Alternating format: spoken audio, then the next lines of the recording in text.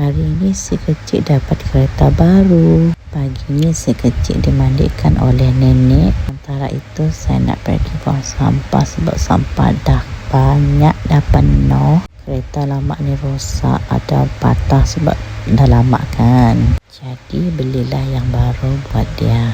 Baby walker ini memudahkan jugalah sebab masa saya buat dekat dapur, dia boleh duduk dekat situ sementara kita memasak.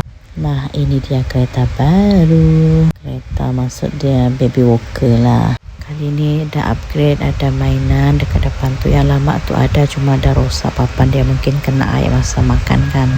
Petang pula kita bersia-sia dekat kawasan perumahan macam biasa. Sudah cukup-cukup rasa, kita balik dan bawa dia tidur sebab dia dah meragam dah. Sebelum masuk rumah, kita buat lagi beberapa pusingan biar dia mengantuk dan kita akan tidurkan. Malam pula kita layan bola. Bye-bye.